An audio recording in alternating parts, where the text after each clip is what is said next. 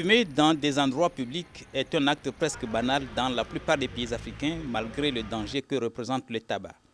Conséquence, le tabagisme se généralise, plombant ainsi l'équilibre socio-sanitaire et économique des populations.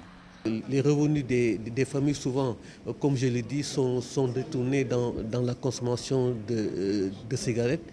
Et nous pensons que cela n'est pas normal. Déjà que nos pays sont très pauvres. Et en plus aussi de cela, il y a que le tabagisme crée des maladies. Et souvent, les maladies engendrées par la consommation de cigarettes sont des maladies très graves, comme par exemple le cancer. Et nous savons que pour soigner un cancer dans nos pays, il faut quand même beaucoup de moyens. À Dakar, par exemple, le paquet de Marlboro coûte 500 francs CFA. Avec 25 francs, l'on peut s'en offrir un bâton comme ici.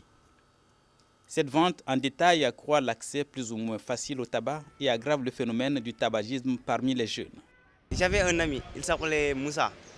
On allait ensemble, chaque jour on allait dans les soirées, des choses comme ça. Et lui, il était un fumeur. Un jour, comme je suis crieux, il m'a donné le tabac. Marlboro, j'ai fumé. Lorsque j'ai fumé, j'ai senti que c'était bon, j'ai continué. Le tabac tue 6 millions de personnes chaque année dans le monde. Et d'après les prévisions de l'OMS, entre 2025 et 2030, 10 millions de décès dus au tabac seront notés dans le monde, dont 7 millions dans les pays en développement. Avec le durcissement des législations dans les pays occidentaux, les compagnies de tabac se replient dans les pays en développement.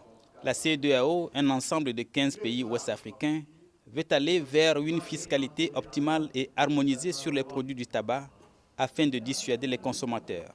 C'est du moins la conviction des responsables du CRES, le Consortium pour la recherche économique et sociale.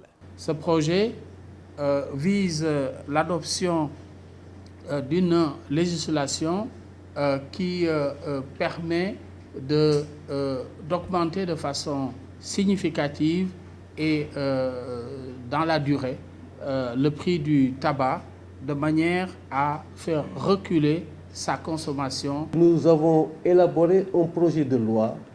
Ce projet de loi, nous l'avons déposé devant le gouvernement du Sénégal depuis 2008.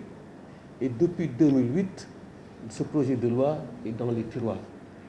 Apparemment, le cri du cœur qui dit que le tabac tue ne semble pas encore bien entendu par tous.